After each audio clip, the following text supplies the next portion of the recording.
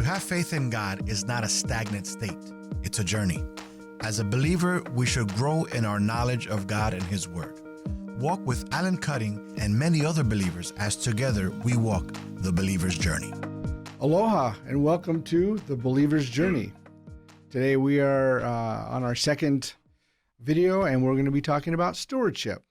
Today with me I have Andres Gutierrez. Thank you, Alan, for inviting me. Excited to be here with you. I love the name of your show, and I'm excited to be here. Thank you. I really appreciate letting me use your studio to record and so forth. Andreas is he's the Expert Financier and CEO of Talem International, and we're based here in San Antonio. Yeah, Talem is not it's the name of the business, but it's not the common name that we use out there. I use my name. I have this radio show, this program that is broadcast in many different stations and now across all the digital platforms, helping people with their personal finances. So what people know is actually my name, the Andres Gutierrez Show. It's Show Andres Gutierrez. It's done in Spanish, so everything that I teach and everything that I'm doing, it's not in English. So I can speak a little bit of English, but mainly what I do is in Spanish. And from what I understand, you were actually trained by Dave Ramsey. Yeah, well, he was the inspiration because I was a broke financial planner. Like most financial planners that are broke. Can you imagine just a broke, can you imagine, here comes the expert supposed to teach you something about money, and he's probably broker than you are. And when that, when it just started turning in my gut, I was like, how can I help somebody? It's like a blind person helping this other person across the street. That's when I started looking, for answers. I came across Dave and other books and everything. I started teaching and I started learning this stuff because none of this stuff is taught, as you become a financial advisor, financial planner. They teach you, you go get your licenses. They teach you a bunch of the technical stuff. They teach you products. They teach you sales techniques because you're selling products. They teach you all these things, but they don't teach you personal finances. So that's where I was. And I started, listening to Dave. Eventually, I became one of the people that Dave endorses to do investing. And in 2009, one day he called and he said, hey, we know the Hispanic community, we know they're hurting. The Spanish-speaking Hispanic community, he said, we know God's principles are the only answer, and that's what we've been teaching, and we've tried to translate and dub everything over. Can you imagine, here's what they did. So they took some of the, Dave teaching, Dave's videos, and they put a Spanish voice on it. I mean, have you ever seen the worst Chinese movie ever, where there's voice coming out and the lips are not even moving? It was basically like that. They try to match, this very, Puerto Rican or Cuban voice, on Dave, and they knew that, they didn't work. So they started looking for somebody, and he said, Andres, we've been praying, and we think that you are that person that, that can teach this stuff. And they had seen me because I had started doing some radio, some TV here in San Antonio. And that's when everything started in 2009. He said, hey, let's get, let's help the Hispanic community. Picked up all my family. We moved from San Antonio to Nashville. I worked with Dave for almost 6 years, leading and the Spanish side of that entire operation.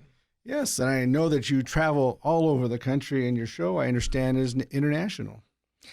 I do. Most of my travels, speaking and, is here in the U.S. just because the majority of the audience is. Most of the radio stations carrying the show are here in the U.S., but because it's in Spanish, and digital platforms and all that, I've been to Mexico, Central America, South America, and a bunch of countries. So, I do get to travel, into internationally and share this stuff, share these simple financial truths that doesn't matter who you are, where you are, how old you are, that would just transform your life. And not only your financial life. That's what I say on my show. It's not only your financial life that it changes your life, when you become a better steward. Yes. And stewardship is our topic today. And so I want to talk about this a little bit. Traditionally, we are taught that stewardship is dealing with money, possessions, and giving. I mean, I'm sure that's basically what you've always been taught. Stewardship, it revolves around money. Stewardship meaning, by the way, that's a church that I didn't know before because I didn't grow up in the church. Neither did I. I did not grow up in the church. So I didn't hear of that word or know that word until I got to church. In Spanish it's called mayordomía, stewardship. And that's a word that people don't use out there, in the world. Secular world. Yes. Yeah, in the secular world. It's a church word that I learned, and it makes a lot of sense to me. And I think once my wife and I figured that out, the stewardship thing, but it's when our lives started changing, becoming good stewards, better managers. But the point is that, yes, my understanding of the word stewardship is money and money stuff. Yes. Well, what I want to do is I want to read the definition of stewardship, okay? Stewardship is the conducting, supervising, or managing of something, especially the careful and responsible management of something entrusted to one's care. And to me, that does not tell me that's finances. It tells me that's almost everything in life. Just the basic, simple definition. What do you think? I don't know where you got that definition from, but it doesn't sound very financial. It sounds everything. It sounds like it's managing everything. Yeah. And it's interesting because in the Bible, there are over 2,000 verses, over 2,000 that deal with money. And they, from the being generous to sharing your resources, to tithing, to treatment of the poor, God has a lot to say about money. And we are to see that God is the provider and the source of all of our resources. We are taught that we are to use our money and possessions to further his kingdom and not our own. I think that's where we find our problems, is we're trying to further our own life, our own, production of things or career and so forth, and then we find ourselves in trouble. What is that? I don't know. Okay. Just a little sign from God, Okay. So, I agree. I think it's,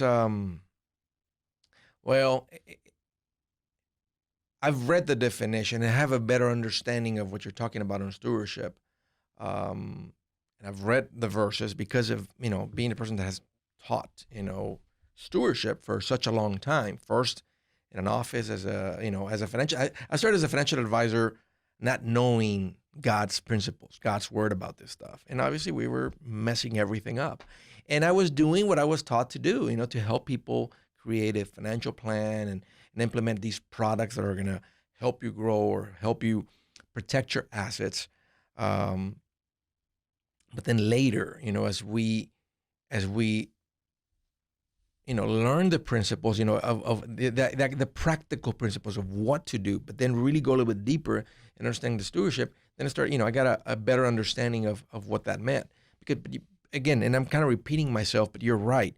It was just financial. And I was okay with that because my wife and I went from almost ending up in divorce because of these financial troubles and these financial differences in our marriage, as a couple being so different. And I have no doubt, Alan, that God has a sense of humor. I think wherever he is up in the heavens, I think he just has a big smile when he looks at marriage. Because have you noticed, Alan, that he never brings together two savers or two spenders? It's always one of each. Exactly. And we're not the exception. So, it was because we learned these principles of stewardship, of what it means to be a married couple, managing God's resources, that saved our marriage. Otherwise, if we had a child then, our first son, if it was born, he would be growing up with his parents being together because we didn't know this stuff. And most people, don't have a good understanding of stewardship, on the financial side. It's interesting. When I was a child, I grew up in a home. I mean, we were totally unchurched, but my parents had a really good idea of finances. When I was a kid, if I did certain chores, I got paid for doing those chores. If I didn't do the chores, I didn't get paid. Yeah. I know kids that don't do the chores and they get paid anyway. Yeah.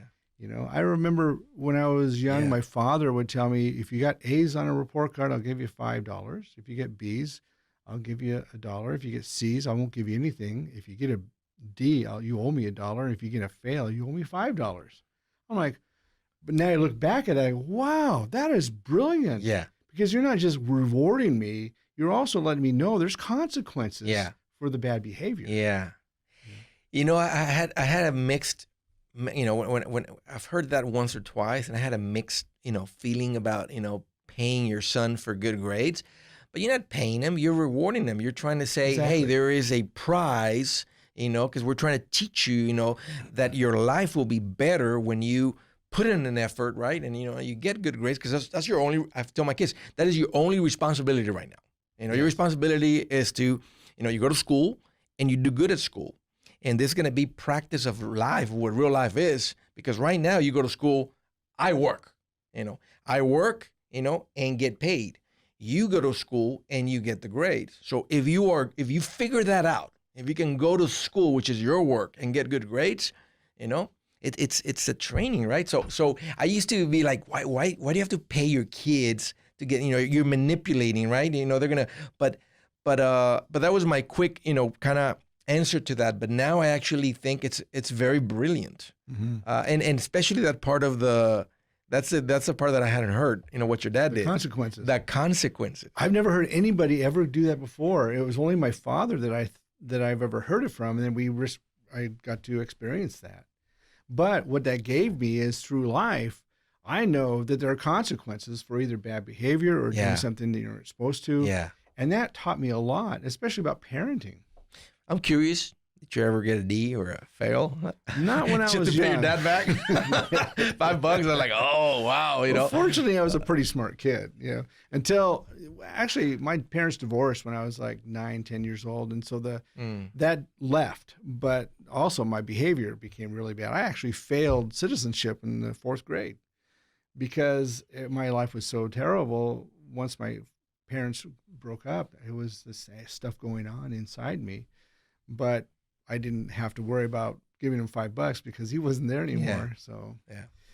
But yeah, I think that's amazing. I think we need to teach not only what's rewarded, but also what we have there as consequences. And too many young adults today don't have that. And I think that they're even teaching their children today the lack of consequences. I agree. And you know what? And here's what I've learned, because I am talking to people all the time. When I'm speaking, people, approach me, and I'm talking to people all the time about this topic. And it's not that parents don't want, it's not that parents want, that they don't want to teach this stuff. They don't even know that they need to be, because it hasn't even crossed their mind of how, to help your kids figure this stewardship stuff, this financial stuff out, or not just financial, but life, right? I mean, everybody's so busy. We live in a world today where it takes 2 incomes, on most families to just barely make it every month. Yes. And the reality is that, you get up, and by the time you get home from work, you're tired. You don't want to deal with it. I mean, I can't imagine homework then, and people do it all the time. There's single moms that do everything. Mom's job, dad's job, I mean, everything. But yeah, it's just, the point is that it's not that parents don't want, they're like, oh, I'm not gonna teach my kids this stuff. It just doesn't happen because they don't even know, they don't even know themselves. I think that's true. When I married my wife, she said she was never really disciplined as a child because she didn't really do anything wrong.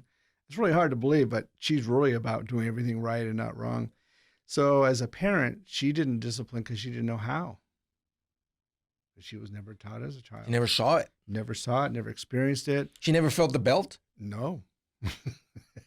No, never stood in the corner. None of that.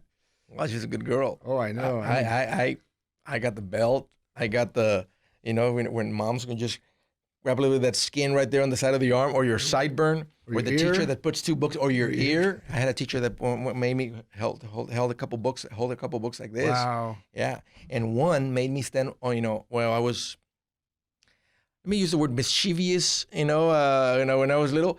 She made me stand on the wall, basically like this, like squatting.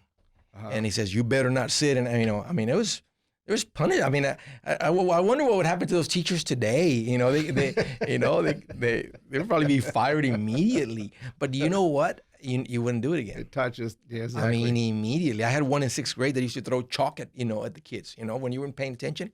And he was so accurate at them. He could just hit you right in the forehead for it. Doesn't matter where you were, just boom, he would go, listen, pay attention, and for the next, I guess, 5 minutes, right? You could.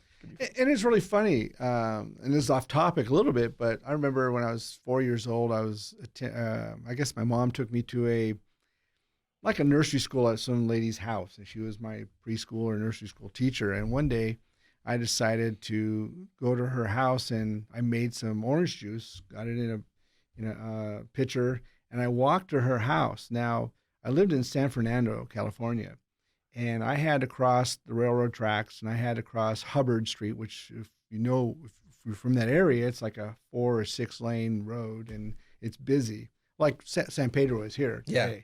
And I'm 4 years old, and I walked miles to get to her house. And I knocked on her door, delivered it. Oh, it was wonderful. And then all of a sudden, my parents show up, take me home. I got a spanking, and I had to stand in the corner. And I didn't even know why. I was trying to do something good. But now that I look back on it, it taught me that was not a good thing to do, and I never did it again. Yeah. So even though, we're trying to do something good and maybe the punishment didn't fit it, but there still needs to be understood the consequences of doing something, because they love you and they don't want that thing to happen to you. Are there consequences when it comes to the stewardship stuff? I think so. I do. I think when we don't follow a good line of stewardship, we have consequences, and it doesn't matter whether it's financial or anything. I know, I was fortunate. At 10 years old, I started, I worked as a paper boy. Unfortunately, kids can't do that anymore. They don't have them available. Yeah. I made $30 a month, And a 10-year-old kid, that's pretty good. It's like $2 million, right? Oh, yeah. And I did that Today. till I was a teenager. Then I got 2 paper routes, and I made $60 a month. So I never ever went want for money. Yeah. Now, my mom, divorced, and she was raising 5 kids, and she made about $1.30 or $1.25 an hour, back then in the 70s, 60s, I guess it was 70s. And so basically, I never knew we were poor. I was just talking to my mom just a couple of days ago about this. I never knew, because, if I wanted a shirt, I bought it. Yep. If I wanted food, I bought it. My grandparents always helped my mom out, and so we always had something. Yeah. But growing up, what helped me was, in finances, I love to spend money. So I'm the spender in my family. Okay. My wife is not. She looks for the cheaper things on the menu, or she tries not to spend a lot of money, which is really nice. Now, sometimes I think it goes a little too far. Yeah. She needs to spend a little more just for her own self. She's one of those that always at the restaurant, like, what do you want to drink? Water. Exactly. May I have some lime, please? A little bit of lime. Exactly. Some lime. She mixes her own lemonade right there. We would go to Taco Bell, and she literally would look for the cheapest thing on the menu, which was a taco, 69 cents, and she would order that. And she ordered it every time. And I'm like, well, why do you order this? Why don't you get the burrito? Well, it makes the same price. The pizza. So I asked her, why did you order just the taco? Because it's the cheapest on the menu. Well, that's all I was allowed to spend when she was married before. So that was the thing we had to conquer. So then it got to be, we go to Taco Bell, and I'm saying, well, why don't you order something different? And she says, well, I don't know if I like Taco Bell. Why? They only have the same thing. Well, you only order the same thing. There's much more to life. And I would, spend here and there. So really, I'm the spender. She watches a lot more carefully than I do. So it's a good thing. Yeah. It's a good thing. I enjoy the fact we're different. I really do. Yeah. I know people that believe you have a credit card. The idea of a credit card is you spend the limit because you have the limit to spend. Well, that's what I get to talk about on the radio all the time about people, because people are really hurting on this part. Yeah. There's over 100 million people in the United States of America that don't pay their credit cards every month. That was the idea, right? They were supposed to, you just use it, get the points, get the miles, pay it off at the end of the month. Well, guess what? That was the trick. That was the trap. And so many people have fallen for that. And You actually lose the money and the points because you don't pay off the credit card every month. It's crazy. It's just people are in, it's just in a mess. And many times it's just because the education hasn't been there. Yes. Really. It's just people don't want to be in a terrible financial shape. People don't want to be hurting financially. As a matter of fact, I really believe, Alan, that when this stewardship stuff is not taught, it's just people haven't even heard it. And, whether it's church or outside of church or however, the point is that in the church, when people don't know how to manage your money, and I know you're talking on stewardship, all of this is stewardship, but I really believe that people that are managing money, being good stewards, it puts, your faith, will be in doubt. You will be in doubt of your faith. You will be questioning God, like, what's going on? I'm hearing these things at church. I'm hearing the pastor say all these things and everything. God, I'm not feeling it. If you're real, why am I struggling to pay my electric bill? Why am I having to call, the light company and say, hey, can I send you $50? Because people do it all the time. I talk with the people from I spoke one time with this lady. Said a lot of people every month ask if they can just send less because they don't have the money to pay their electric bill. Yes. When I was first married to Susan, we struggled. Our income was very low, and you watch your pennies, you watch your dollars, you watch it very carefully, and we were a lot more careful with our finances. And then we changed the way we ran our business, and all of a sudden we started making a lot more money. And then we started making less money. And I'm looking back at all of how it went up and down and is evened out. And I'm realizing when we were not making as much money, we were more careful. We were better stewards of our money than when we had more money. And that's really weird.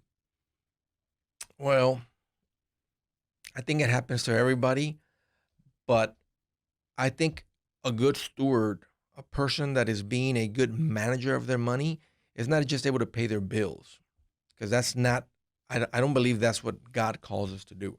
I think on the parable of the talents, it's very clear that he who manages his money better or does good with money, is entrusted to manage more. Mm-hmm. If you don't do things right with money, remember what happened in that story? He took it away. He said, you evil servant. He called him evil servant. Yes. You didn't even earn interest on my money. In other words, you didn't do things right with the money. So let me take that away from you, that little money that you have, and let me give it to that guy that has more and is managing it correctly. Right. So I think on the financial side of stewardship, and there's more illustrations in the Bible, that show this. In other words, that the person managing the money good is rewarded by God, is rewarded by God to manage more. And if you don't, then the punishment or the consequences are there.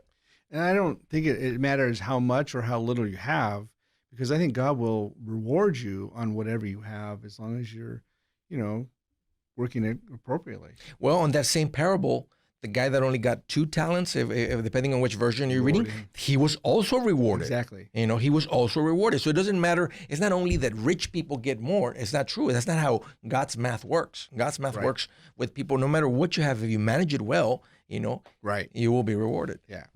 I want to read a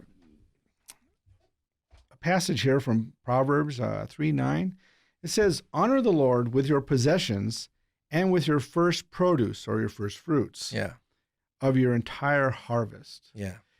I don't look at that parable as talking about only finances. I know that talks about your first fruits, but it's talking about your possessions. And I don't possess just money. I possess clothing. I possess cars. I possess a house. I possess a lot of different things. And I think when we're talking about honoring the Lord with your possessions and your first fruits, I think he's now bringing in the whole idea that our stewardship belongs in an appropriate manner to honor him with everything he has given us, all things. Okay.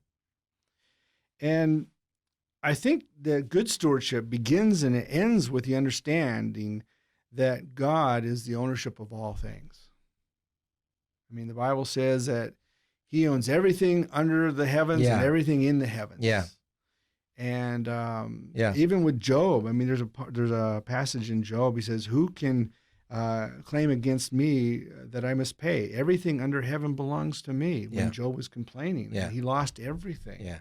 You know, I think it's amazing that we have these stories and these scriptures in there that help us understand that He is the owner of all things. I think that we need to understand we're here to manage what He's given us. We need to live in a way that shows Him we're honoring Him. And you know what? It sounds, when you're a new believer, you hear that stuff and it sounds a little, I think, and that's what happened to me, because what is it, because you're talking about managing, so they start teaching you about being a manager.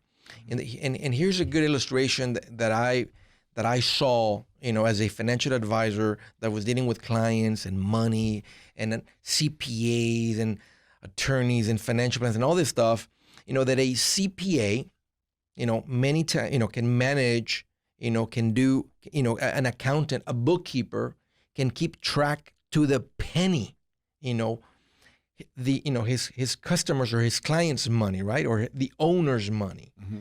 But it's crazy how when I started meeting CPAs that became my clients as a financial advisor, because they, sometimes they kind of manage their own money, because CPAs begin to feel like, oh, I can do this. And they don't know anything. They know accounting, they know bookkeeping, but it doesn't mean personal finances, or financial advisor, or how to grow financially. So here's what's interesting. Many CPAs, again, can manage their owners, their customers, their clients' money to the penny, but with their own finances, they're out of control. Yeah.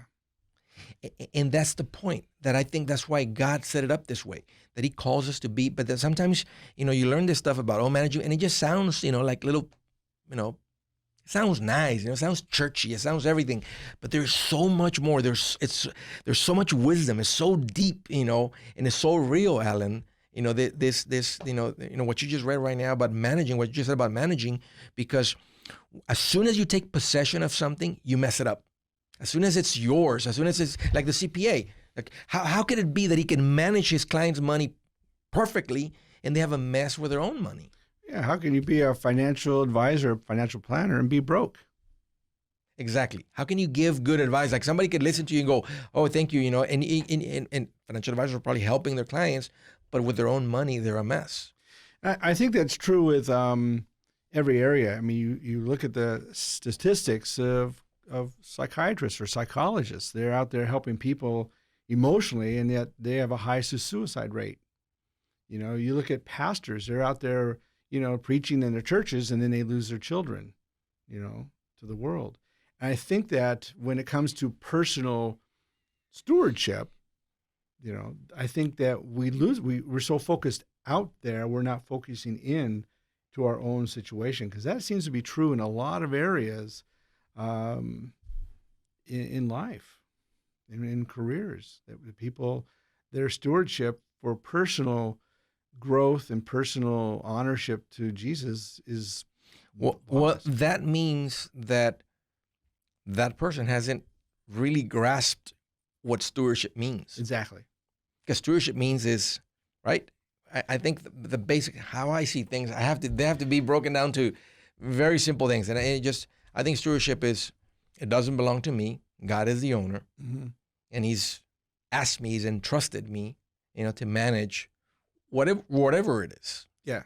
And when you really grasp that, when you really understand that it's God's money, it's, or God's, whatever it is that He's entrusted with, like you said, the house or your clothes or whatever it is, you treat it differently because it's not yours. Because one day He's going to say, "Hey, I need for you to, accountability, right? I need for you to, what did you do with what I gave you?"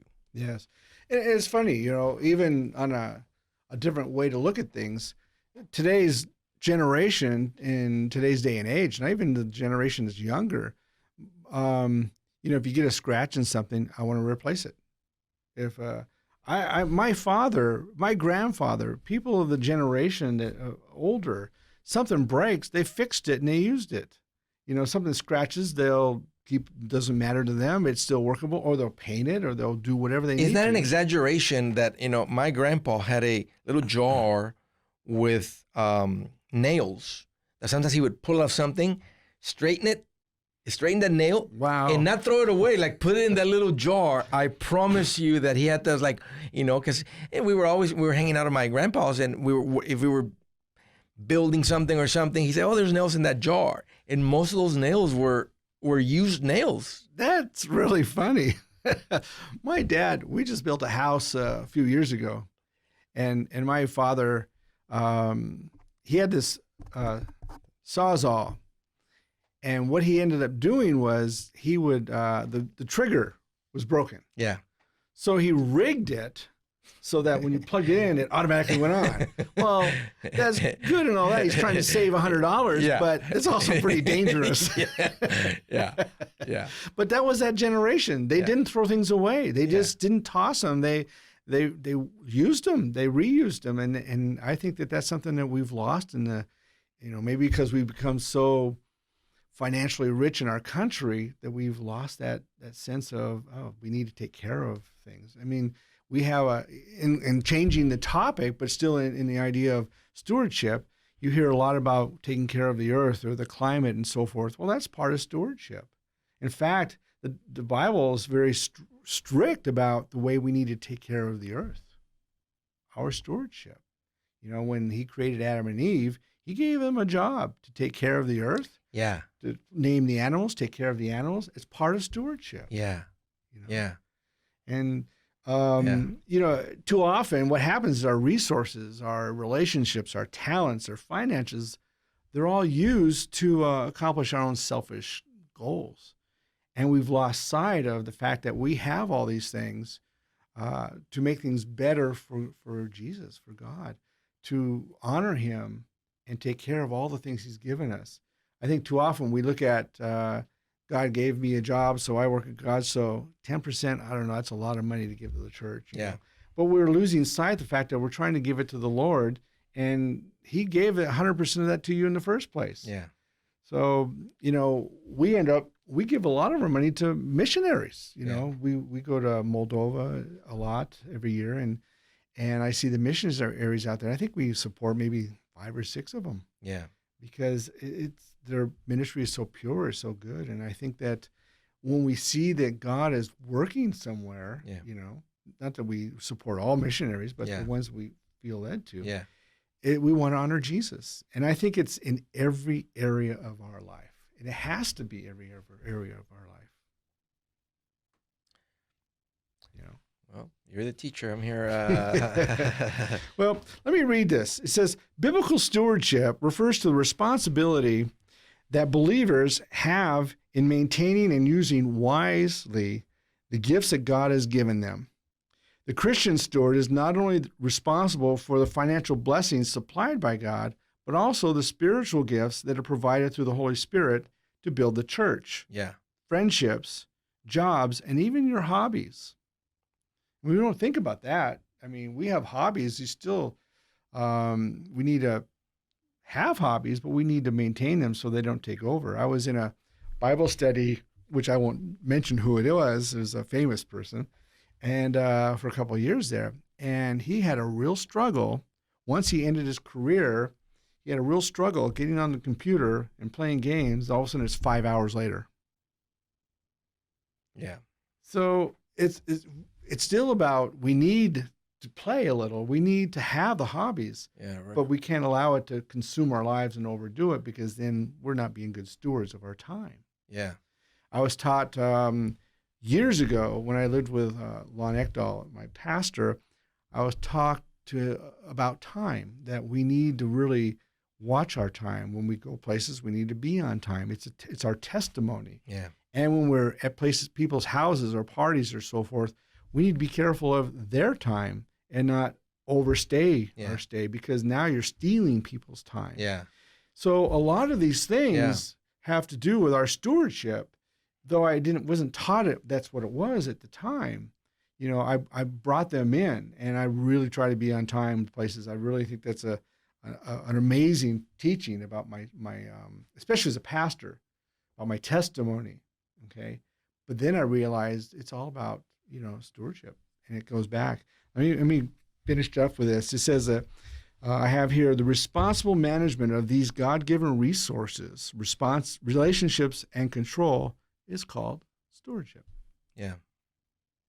And it applies to everything in our lives. I have a slideshow I'd like to bring up and show you.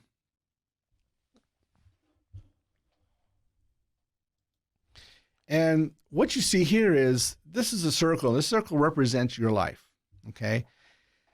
And to the believer, Jesus is the center of their life. So if we look at your life, my life, all of our lives here, Jesus is at the center of our life. And I think it's important to note that, because in everything we do, we're supposed to do with Jesus being the center of our life. Yeah. So we go to the next slide here. You have in your life, there's all these, looks like a pie, all cut up in slices. Well, these are areas in our life that God has brought to you that divide up, and they're all separate, and they're all things that that you live in and you have stewardship over. So when you look at these pies, and you go to the next frame here, we see that, for example, we have our family. Yeah. Okay, so your family is part of that pie piece in your life that you had stewardship over. Now notice that in the center of that pie there is still the center, that Jesus is center of that relationship. Yeah. So when we have stewardship, we talk about whether it's your spouse, your children, your parents, whatever it is, that thing that God has brought to your life, and everybody has some type of family, Jesus needs to be the center of that family. Yeah. And center of your life there.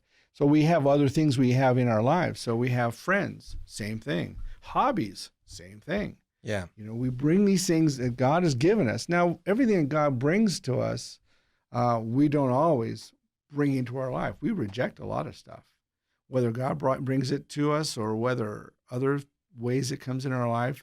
So everything that's in our life isn't obviously everything that's come to us. It's the things that we've brought into our life that we actually live with and manage. Okay? Obviously, we should be bringing everything that God gives us into our life. So if we go to the next slide here, we see we have more, our jobs, our career, even our church. Yeah. I know people that will literally go to church every day, and they'll forsake the giving and the stewardship of, say, their family or their friends, because they're too busy with their church. Yeah. They've made their church their God. Yeah. Yeah. And I think that we need to realize that Jesus is our God, not our church. And I think that's so important. I think that a lot of being in the ministry, I see a lot of ministers that have made their church their God, their ministry. And even though they don't say it, because what you're saying is strong, but that minister wouldn't say, my church is my God. It's just their time, their actions, their attention, their everything, is actually pointing that the church is the God, because they're not going to say, church, no, Jesus, because they're preaching Jesus. Right. They're teaching Jesus. Well, in the meantime, and I run into this quite often, what happens is these ministers, and it doesn't matter if you're a pastor or associate pastor, or if you're a singer, or if you're a missionary, what happens is your family suffers. And in some areas, they end up in divorce, or their kids run off, or they just lose their family because it's not set appropriately. And I like this circle. I like it because it's evenly done, and there's no guilt. There's no, one is more important than the other. Obviously, we do have things that are more important, but what's important here, if we continue to focus this, is Jesus is the focal point of every single one of these relationships here. Finally, we'll add more. We have our finances. Yeah. And then we have our cave. Now, cave, what is that? I had to name that. Their cave is basically your house. Okay. Where you live. But people live in an apartment. People live in their car. Yeah. People live where you live. That's your cave. Yeah. And I was talking to a friend of mine who's a missionary in Moldova, and I was talking to him about the cave. He laughed. He goes, "So my apartment's my cave." And I go, "Exactly." But we take care of that. We have to take care of where we live. I mean, that's still a sign of, are we honoring Jesus in our life? But that's the It brings it, it it brings a brings, different perspective. it really does. I'm just thinking right now in my backyard of like, ooh, I was like, Well, are we honoring God in everything? I mean, if we go back to that scripture, honor the Lord with your possessions. yeah, Yeah, we own or rent, or we have been giving the place to live. We should treat it that way. I had a pastor, his name was Robert Emmett, who used to talk about going to work. And he says, well, if you go to work, at your job, you should get there early. You should work hard all the way through. You should be, leaving maybe the last one, or leave, a couple minutes later, knowing that you put in 100% of your work and you're doing a good job, because that honors Jesus. I thought about that more and more. How many people don't do that? Probably the majority. yeah. And if we really want to make a difference as a believer, then we need to be doing these things everywhere in our lives. I like that scripture that says, I think it's Colossians 3:23, that says, work is unto the Lord. Yes. I think the way I heard it, and it made a difference to me, is just work as if there's a camera watching you all the time. And it's just God, that your work is either going to put a smile on his face or a frown, because, he's giving you this job, this ability for you to create an income and take care of your family. Yes. I love that. I love that it says work as unto the Lord. In other words, it doesn't say ignore your boss and forget the boss or whatever they say, but you work as unto the Lord. You're not trying to impress, the boss. You work as unto the Lord.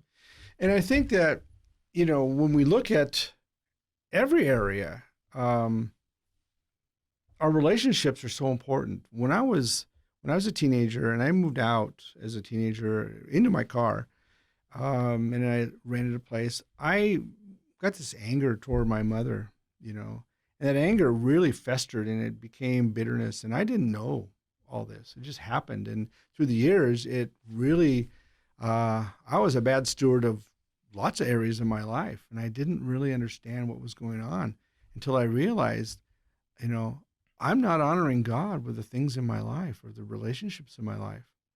So I ended up calling my mom. I think I was like 30 years old, 28, 30, somewhere around then. And I just said, Mom, I need to apologize to you. I have not been a son to you. Mm. And really, I'm doing this because the scripture says to honor your father and mother. Yeah. And if I'm not honoring my mother, I'm not honoring Jesus. And it didn't matter if my mom had any apology or had anything to say on her half. It really didn't matter at that point, because that's not my responsibility. Even if you were hurt by your parents? Didn't matter, because my responsibility is to honor her and honor Jesus. And the way I'm going to honor Jesus is by honoring my mom. And I understood that then. And I think after that point, I started putting things in perspective in my life, little by little, to understand that stewardship is like the pie. And every little area here has to be dealt with and brought into perspective that Jesus is the center of every relationship. Every one. Yeah. What do you think? It makes sense. I mean, it just makes sense in my head, what you're saying. Again, when I hear the word stewardship, I'm thinking money, financial stuff. And even though I've gotten much, I've studied the scriptures much deeper, and gone to church and heard the pastors preach on this, but I saw this pie chart that you're talking about, as somebody that is teaching, because I think, teaching people on finances, it's an area. If you go to a bookstore, you would find these books on the self-help area of the bookstore, right? That's where you would find, books on personal finances, and that's kind of the area that I've been teaching. I'm teaching personal finances, but with a biblical, teachings, with biblical principles, because I truly believe that's the only thing that works. And to see people, and people can say it's common sense. Well, you can say whatever you want. That's where it comes from, because many things taught outside of that, let me see, in the world, don't teach this stuff. They go against it. And every single time something goes against these principles, what's in God's word, it doesn't work. It might flash, it might look nice, it might work for a little bit, but eventually it's gonna leave you empty. And going back to the point is that as somebody that began to absorb and read books, on growth, I saw this chart, from Zig Ziglar, a person of faith, that taught personal growth. And he said that there was, whatever he called it, a wheel of life or something. And it's some of these match, some of these things that you put on this slide, are the same. But the point is that if one of those is out of balance, it's like a tire, like a wheel that goes blah, blah, blah, blah, blah, blah. In your life, it's not, it's not going to be balanced. But I've never, all these years, going to church and walking with God, I've never, and being somebody that teaches on stewardship, somebody that's always talking about the subject, I've never seen it, in this way. Well, we call this the believer's journey. And I talked about this a lot my last video, is that Christianity is not a religion, it's a relationship. And the relationship consists of that with Jesus and that with other believers. Well, if you're going to have a relationship which actually defines you as a believer in Jesus or a Christian, well, then you need to follow certain principles that bring that into the very relationship it really is. So when I look at living in my family, or living in my friends or my career or whatever it might be, yeah, all those things, and there might be some out of whack as you grow, and that's what makes it really cool, because we are not perfect when we make Jesus Lord. We're not perfect. We have a lot of work. At least I had a lot of work to go through to get even where I am today, and I have a long way to go even now. Yeah.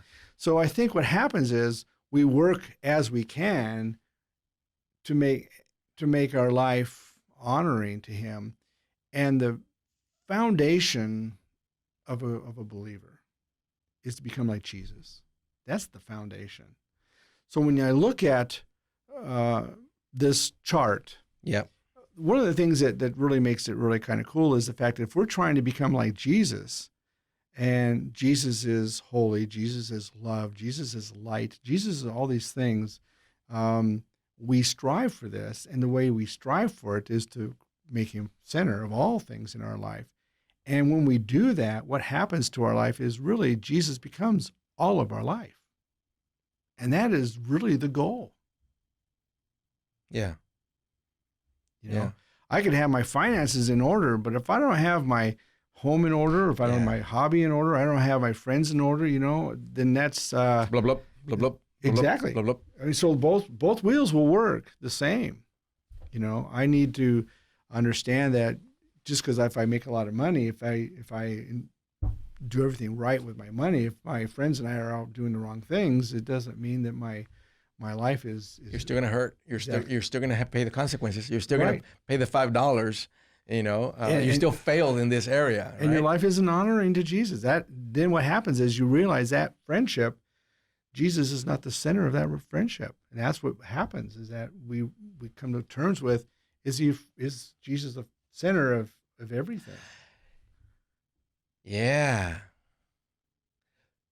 So if there's an area of your life, like on this pie chart that you showed, if there's an area of your life that is bringing pain to you, that is bringing hurt to you, that is causing emptiness inside of you, it's because in that area of your life, Jesus is not at the center.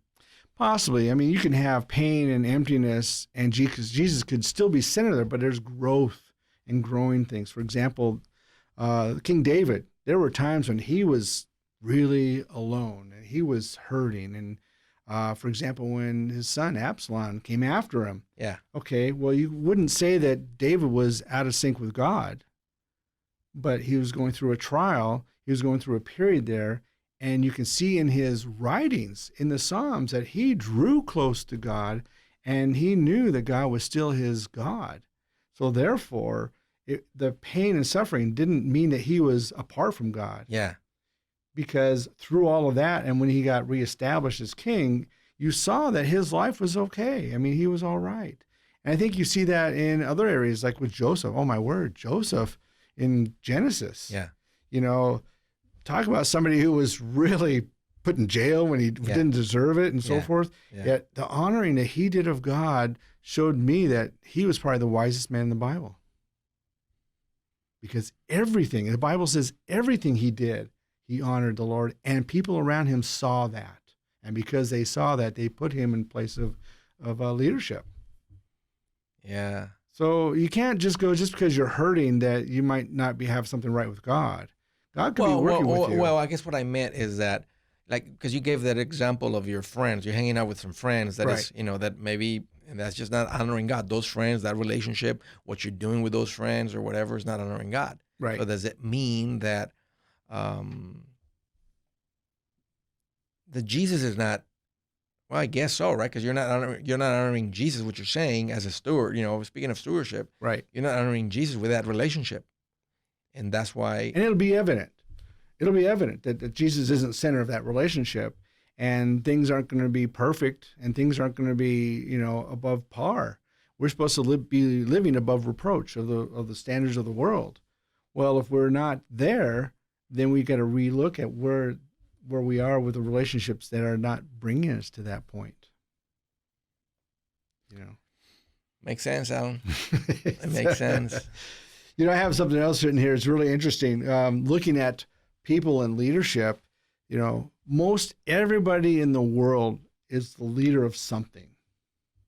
Okay.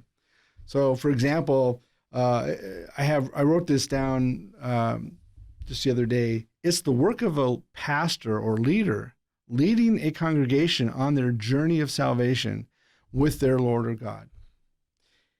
It's also the work of a parent to train their children and grow and mature in ways that'll help them to survive and function in a world that brings honor to their community and to Jesus. Sometimes I think we get so focused on, I got to make sure they're Christians, Yeah. Or we get so focused on, I got to make sure they have make good money, make good money. And really, it's not about making good money, but it's about becoming somebody who really succeeds in the community that people can look up to because they can honor him. Why? Because he's learned to honor Jesus. How do the parents have trained them to do this? Yeah. Talking to Radu in Moldova, one of the missionaries that I support, he just said that one of his sons just decided to become baptized because he realized what it was to be a Christian. Yeah. And just about the same time, his daughter decided that she wanted to become a believer. This is really cool. Wait. So this is somebody in Moldova bringing people to God. Mm-hmm. And their kids didn't see this until kids recently? are growing. Like their daughter's 10. Oh, okay. I see. Their son is a teenager. I see. So they're just growing. Yeah. So basically, what's really cool. So it's not their parents telling them, what to believe in. Now they're deciding for themselves. I can relate to that because I was really it just brought so much joy to my heart. When my middle son said, "Hey, I want to get baptized." Obviously, he probably heard it at the church. Yeah. But it wasn't us saying, "Hey, you need to get baptized." He's the one that told us, "Hey, I want to get baptized." Yes. And the neat thing about it was he was saying, I don't sit there and preach to them and teach them and do all this. I said, yes, but what it is you live the life and they want to follow that life because what they see is Jesus in you. And kids are going to learn more and go on more with what they see rather than just what they hear. Yeah. And I think that's what's really cool. Yeah. So when we talk about stewardship as a parent, we don't get a handbook. We really don't. Yeah. So it's like, how to be a parent? Yeah. It's not there. And a lot of them are out there that try to show us. We're having just as hard a time as the next person. Yeah. So what was cool about this whole thing is that, as he's living the life and sharing with people outside of his home, and he has people coming in her home because their home is actually a ministry area. And then he also shares and spends times with their kids. He has it pretty well balanced, which is really nice. And their kids are realizing Jesus is the answer. Yeah. Yeah. And this is so nice. I really like it. So I think that, as we have positions of authority. I mean, I am a teacher of the word. I'm an instructor. Yeah. So for me, I believe I have a huge accountability for what I teach. I believe that if I need to be accurate, I need to be someone who not only speaks the word, but live the word and able to share the word so that people see in my life that Jesus is the center of my life. Yeah. And I think that's what made Jesus a great teacher. It wasn't just because he taught great things, because he lived the life. Yeah. And I think that's what we need to understand as we are believers, when we realize that Jesus needs to be the foundation of our life and that he is the focus to become like him. It needs to be focused on him in all areas of our life. Finances, our home, our family, our church, all of it. The cave. The cave, yes. Backyard. The backyard. Oh. I have one more thing here. It says, we are to make wise decisions with the resources and relationship that God has given us. Good stewardship is taking care of all the things in all areas that are in your life. It is a supervising of time, talents, and finances that keep our lives manageable, sane, and living a positive testimony that honors Jesus. Yeah. Understanding that God brought them in our lives and that whatever God has given to us, we are to treat them as if we are managing them for God. Yeah. That's huge. Yeah. Because we, especially in our country today, as we get all this stuff, and we're, like I said, we're rich in resources and finances in our country. Yeah. We don't think about that much anymore. It's kind of a lost thought. This is really God owns all of it. God has given it to you. So therefore, we honor him by giving back to him, not just in finances, but our life.